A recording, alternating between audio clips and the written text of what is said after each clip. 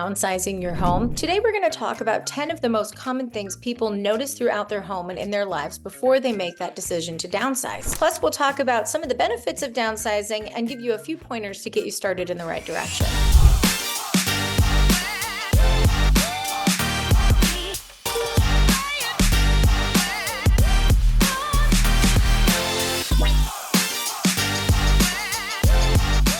I'm Andrea West. I've been a realtor since 2010. I'm a Bay Area native and I'm a senior real estate specialist. To become a senior real estate specialist, I went through additional education and training with the National Association of Realtors to earn the SRES designation, which means I work with buyers and sellers of all ages. But when it comes to seniors, I have that extra level of understanding and additional resources that I bring to the table to help seniors and their loved ones make more informed decisions and take a little bit of that stress out of what might be an overwhelming situation. So whether it's you or your loved one, and you're even just considering a downsize, I would love to meet with you and offer you a free consultation. My QR code is in my banner. You're welcome to book a meeting with me. If you'd prefer, you can also call, text, or email me anytime. My contact information is below. Let's get into the 10 things you're gonna notice before you might decide to downsize. So what is downsizing anyway? Because we throw that term around a lot. What does that even mean? Well, the term downsizing refers to taking something that is too large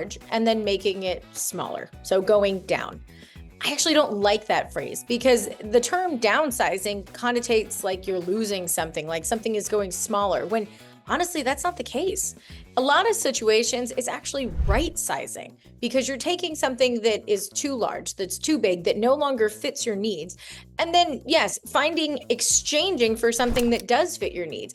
And oftentimes it's not just size, it's function. So it's taking something that might be 2,500 square feet, but it's got 3 flights of stairs throughout the home and moving, laterally to something that's also 2,500 square feet, but that's all on one level. So it's a right size rather than a downsize, but that term downsize is out there a lot. Plus, a lot of seniors these days aren't even buying houses again. They're turning around, they're moving to retirement communities and moving in with family, or building ADUs and then renting out their house and living in the ADU, or building an ADU at their kid's house and then living in the back. Or a lot of people are even buying RVs and then traveling the country or traveling around the world. I mean, the sky's the limit on what you can do. It's not all about having these big houses anymore. It's about having something that fits your lifestyle and your needs. And that's really what we're talking about today. So let's start taking a look at those 10 things that you might do before you decide to right size your new home. Number 10, probably the most obvious, you have more space than you need. Now, chances are you purchased your home maybe a few decades ago with the intent to raise a family, have a few kids, maybe a couple pets, have all these fun activities, family get-togethers. Chances are you just don't need all that space anymore. So that's going to bring us to number 9. Number 9 is you have additional rooms that aren't being used the way that they were intended. Now, that can mean different things, but if your kids have moved out, maybe you still have things in their bedrooms that belong to them. It's anything like my parents' house. You've still got posters on the walls, trophies on the shelves, sports memorabilia, or things that they were really into, old school books and yearbooks and all that fun stuff. Maybe even some of the kids' furniture is still in there. I know sometimes people end up keeping the bedrooms just the way they did when their kids were living there. Now, in other situations, more like my mom, they ended up adding things into those bedrooms in addition to what was there before, or maybe instead of, right? And they move some of that stuff in storage. Rampant consumerism is on the rise, especially in the United States. So it's no surprise that several people, not just seniors, but millions of people throughout the country are buying more things than they need, which means sale here, buy one, get one there, Black Friday here, Prime Day here. Before you know it, you're starting to fill these rooms with so much stuff. And that's honestly part of the cycle. If you have the space, the mentality of, well, I can just get one more thing here or there tends to come into the forefront of people's minds a lot more often than if they just have less space to be storing all that stuff to begin with. So more space equals more stuff, which equals more money people are spending on things. Which brings us to number 8. The cost of living in a home that's more space than you need can really add up. Everything from utility bills to maintenance. So thinking about that gas and electric bill, thinking about the water bill, thinking about the homeowner's insurance. And if you're in certain parts of the country, homeowner's insurance can be really expensive. And the larger the home you have, or maybe a home in an area that's more vulnerable, can be really costly. Not to mention the exterior of the home. So you've got things like gardening, exterior landscaping maintenance. And if you're like me, you have a black thumb and you can't do it yourself, because I walk by plants and they die immediately, especially cactus. So that being said, you might be paying more for monthly maintenance costs and bills than you would if you were in a smaller home. In addition to kind of regular monthly costs and maintenance and utility bills, what happens, especially with people who've been in their homes for a few decades, there's a lot of other maintenance that goes into owning a home that a lot of people don't think about. And it happens to all of us. It's super common. We call it deferred maintenance. Deferred maintenance is usually something that is not visible or easily noticed by people when they come home every day, right? It's not like the light bulb going out where you're like, oh, I need to change the light bulb, or it's not like the lawn needs to get watered. It's the little things that start to change and wear over the years. And it takes a long time for those things to start breaking down. And it takes a really long time for people to start noticing. You know that phrase, you don't know what you don't know? Deferred maintenance for me is at the top of that list when I'm thinking about people selling their home. Because when we go to do those inspections, they get this long list of deferred maintenance items, and they didn't even realize that they had them. They had no idea that they even needed to deal with these things. Number one that I see all the time is wood destroying organisms. So things like termites, dry rot, fungus, beetles. These are all things that happen over years without people knowing they're even going on. Then there's the other components of your house, like your electrical systems, your plumbing, your heating and cooling system, your water heater, and then your piping as well. I know for me, we had old galvanized pipes when we bought our house, and the water pressure over the years got really small. We ended up upgrading to copper, which a lot of homeowners do nowadays. These are all things that millions of homeowners every year don't even think about. It's kind of that old saying, if it's not broke, don't fix it. Well, guess what? A lot of these things do break down and we don't even know. So having a larger home means more of these components breaking down without us even knowing.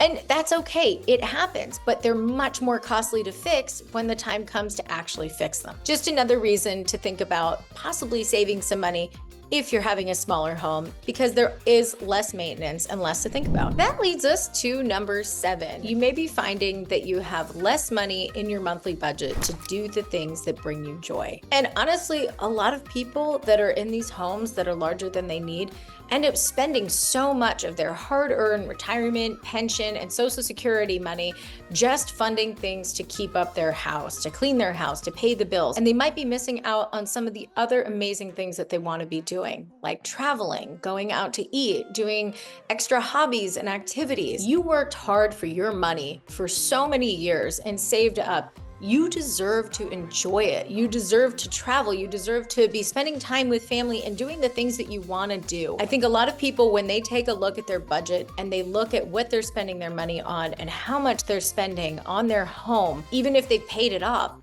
just to maintain it, sometimes they end up being really surprised at the percentage of what they bring home going to their house versus going to the things that they love doing. Number 6, is the location of your house still optimal for you? And for a lot of people, they find that the things in their lives change, and the reason they are in their location may not be what works with them today. So maybe you bought to be in a good school district for the kids, or maybe you are somewhere more rural because you enjoyed the outdoor amenities and activities of raising a family and having all that outdoor space. Or maybe you're somewhere that has got a bigger yard and you're more in a suburban location. But what if you need things like public transit, access to hospitals, public services? What if you don't want to be outside of town and it takes 15 or 20 minutes to get into town? Because what if there's an emergency? Or you want to be able to go see your friends and family that don't live close to you anymore? These are all reasons to reconsider your location. If the people you love and the things you enjoy doing are not convenient to you anymore, and perhaps the amenities that you need aren't as accessible as they once were for reasons that happen with aging. Perhaps you don't like driving at night anymore, or perhaps you can't drive anymore and you need public transit options. Thinking about moving somewhere that might be more urban, or moving in or closer to family, or into a retirement community, or to somewhere else that has more of the amenities and services that you need closer by, often can be a good reason to consider moving. That might not even be downsizing, but it might be right-sizing and relocating to a better location for you. A lot of times people find if they're having a hard time getting around or getting to and from the things that they love and need, they might be a little less happy in their life. And that's number 5. Oftentimes people find that when they have too much space, or they're in a location that no longer works for them, their mood is down. They can be depressed, they can be lonely, they can be anxious. They can find it's really hard to make friends or to go do the activities and socialization that they once did. And then they can feel isolated and alone.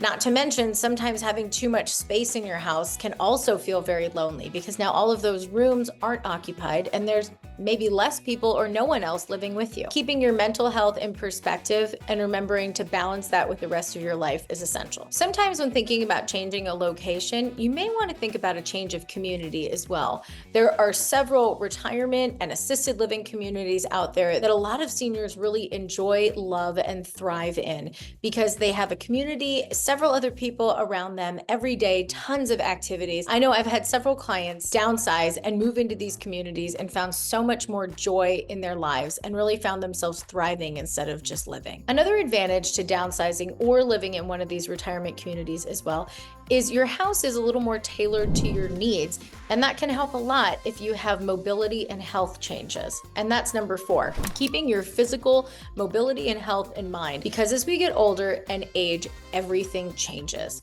Some things become a little bit harder, some things are a little bit slower. My father lived to be 92 years old, and the last few decades of his life, I definitely saw a decline in his activity and what he was able to do. My dad, even when he went on his walk, sometimes he'd fall, and it was really scary.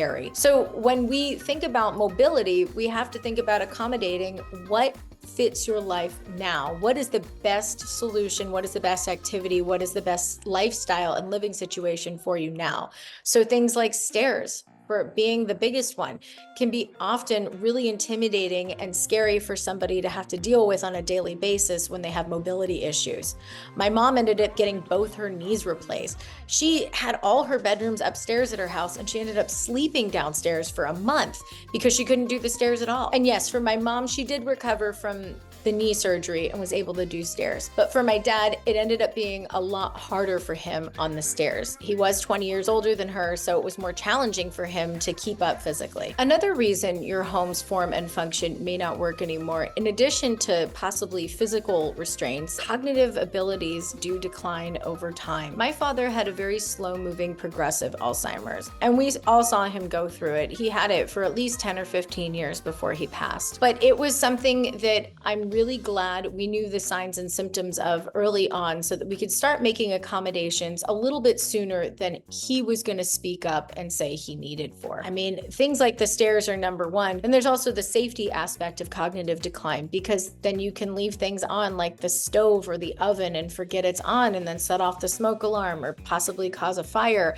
Leaving the water running and things can overflow and flood, spilling water on the ground, forgetting to clean it up and falling. I mean, these are just a couple examples of things that I know we would always keep in mind in our house when it came to my parents, especially my father, for so many years, because we knew what to look for with cognitive decline. And a lot of people, especially if they live alone, they don't notice it happening.